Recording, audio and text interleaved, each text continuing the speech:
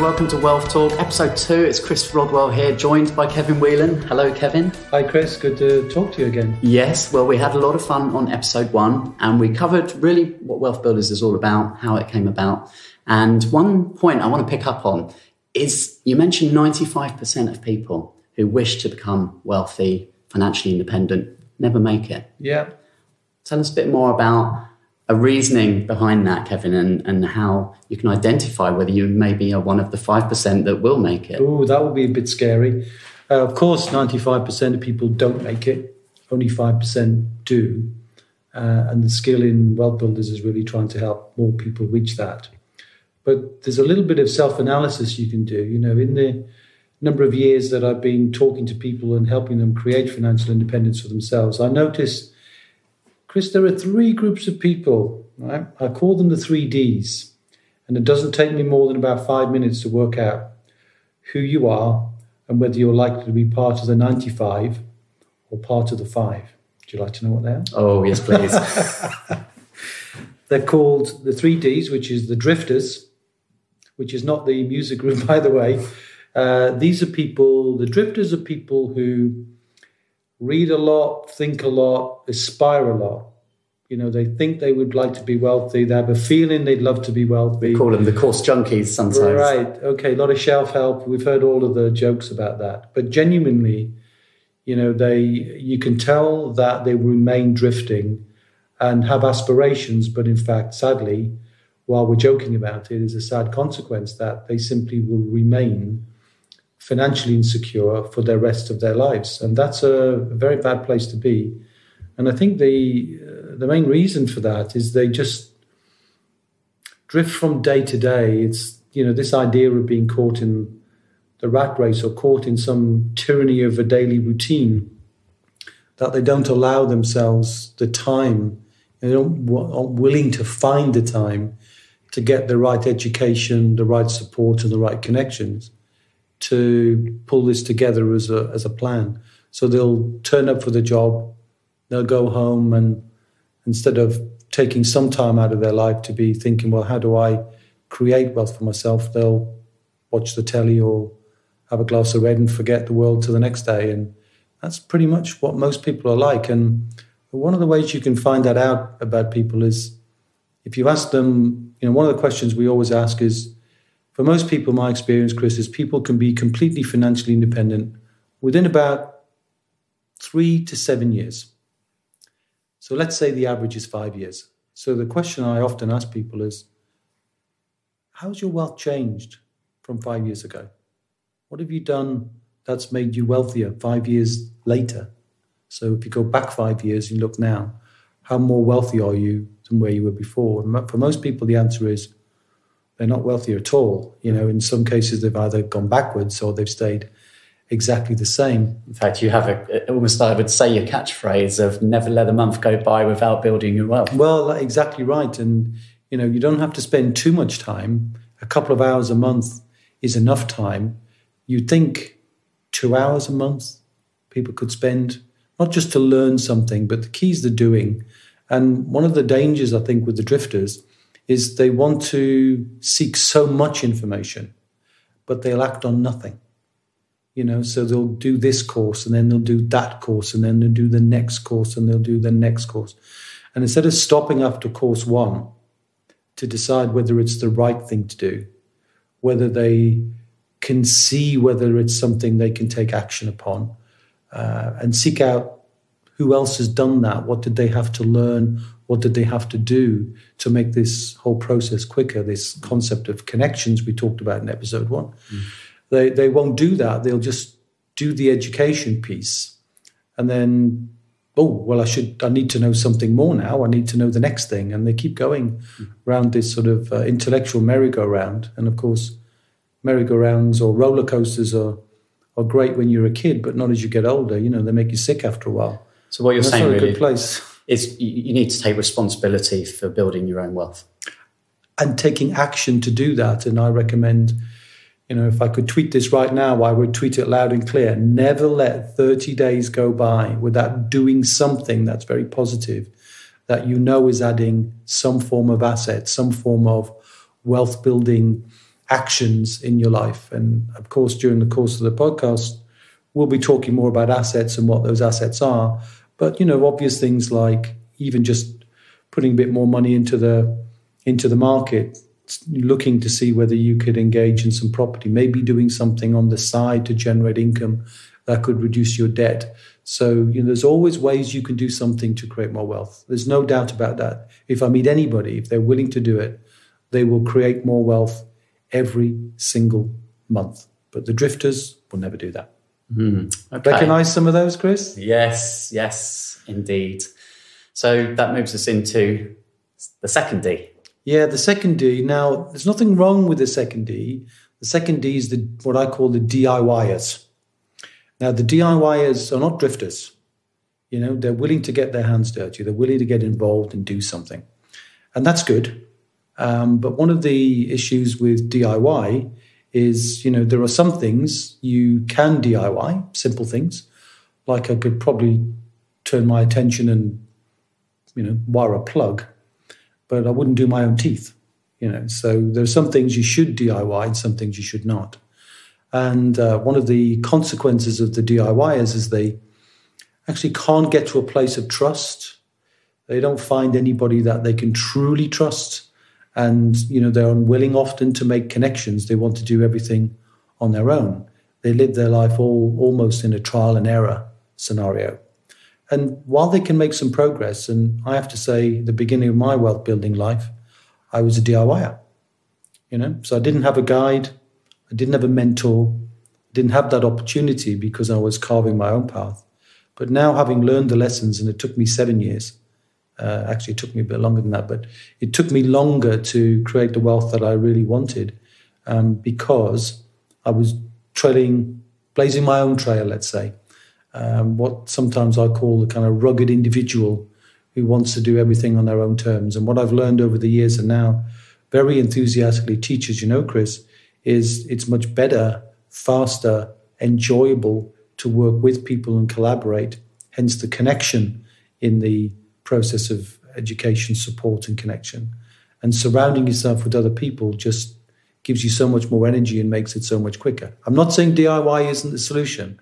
And I think we've created some great materials for people who prefer to do things on their own and learn on their own terms. Nothing wrong with that. But I just happen to feel, and I'm very passionate about connecting, as you know, I think wealth is much more fun when you connect. I have a blast every single day because I'm never not connecting people. And that's what gives me a joy. But, that's the DIYers for you. We're familiar with the term self-made millionaire. Right.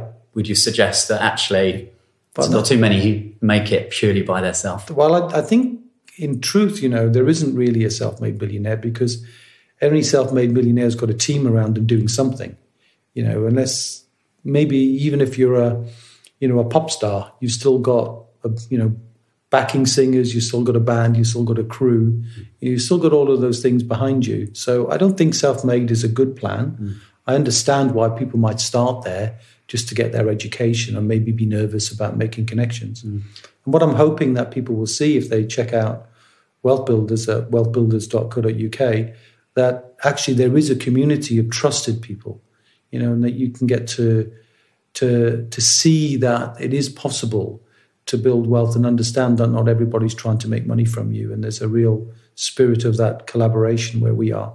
And you don't have to do it on your own.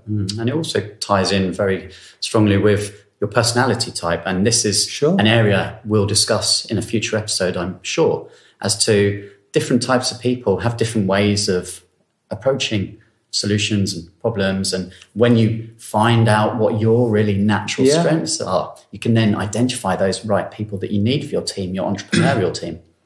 Oh, absolutely right. And I suppose that leads us quite nicely, actually, Chris, into the third D, which is what I call the dynamics. And the dynamic people, when you think of dynamo, you think of energy and you think of kind of a multi-aspect to it. So the dynamics are those people who are bringing in multiple ROIs. So here's another piece of wealth building language we might need to debunk. So the concept of ROI, which most people will have heard of in the... You would think a return on investment. Return on investment, absolutely right. And return on investment is an important ingredient in any aspect of trying to create, well, what's the return on the activity that you're doing? And that's important. So in addition to return on investment, Chris, it's really quite important to as well understand risk, because there's no point taking 2 steps forward and 1 step back, and that can happen.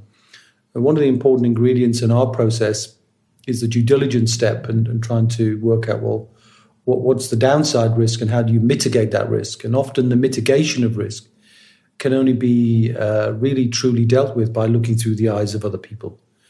Because, if you're an accountant, you see risk in a different way than if you're an entrepreneur where all you can think of is the creative solution. So it's really important that that's part of the overall process.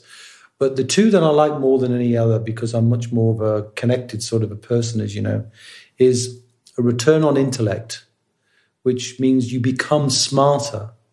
You become a wiser person by engaging. And what I mean by that is instead of just making an investment in something you don't really understand, by getting a return on your intellect, then you're learning more, not just about the investment or the asset or the way you're building wealth, but also more about yourself. You become a smarter, wiser person. As a result of that, you're building capability that allows you to move from one level to the next. So if you think about the stock market, for example, if you invest money in the stock market, and you get a statement every 6 months. When you get your 6 monthly statement, are you any wiser than you were 6 months ago? Or do you just respond to the valuation, whether it's up or down? In the wealth building community, you can absolutely demonstrably measure an increase in your capability because you're moving level by level by level up the 5 different levels of wealth that we'll share, I guess, next time. Mm-hmm. Yeah, sure. 5 levels of wealth. Let's make a note to do that next time. So the ROI of return on intellect is really a key one. And the one that gives me a buzz is return on interaction. And what I mean by that is just enjoying money. Enjoying the connection you have with other people as you see, people teaching you things, you teaching other people things, sometimes actually joining forces with others as well. It's just a fun place to be for those who want to do that. And while I recognize that's not for everyone, I think there's definitely an aspect of enjoying what you do with money and enjoying building your wealth rather than just simply parking it and not really feeling like, you're in control. So you're not in control of the return of your investment, but also you're not really enjoying it. Again, you just get a statement, not too much enjoyment. One of the things I notice about people with statements is they just tend to file them, whether they're in filing cabinets or drawers or wherever they end up, they're really not part of anybody's enjoyment. And that's a key part of Wealth Builders, isn't it? It's about really enjoying the process of wealth building and making it a collaborative process as well, and something that is dynamic, as you've just said, which is the third D. Exactly. Even if that collaboration is an insular one just within your own family, it's husband and wife connecting and sharing things. And of course, in order to do that really well, Chris, as you know, we encourage the use of a tool called Wealth Dynamics. And again, more of that probably on another podcast. We could do a whole episode on Wealth Dynamics, and we will do very soon. Well, let's do that, because Wealth Dynamics is a fascinating area which helps you discover what your natural flow of building your wealth is. And as we know, wealth is a process of flow. Wealth is money flowing from the creation of value. So you have to know yourself to know what makes you feel like you're really enjoying it. You can tell as we're talking, my flow is in connection, right? Somebody else's flow might be something else. So you have to find your own flow, and that tool helps you identify that. And therefore you find your path that's unique to you.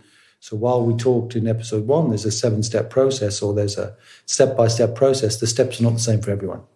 Yeah. So in summary then, for episode 2, the 3 Ds, for someone listening right now who's trying to figure out, where am I then? Am I drifting at the moment? And if I am drifting, how do I move up to the next stage? Well, if you're drifting and you know that you're going to continue to drift, tune out. Don't listen to episode 3 because it'll be pointless.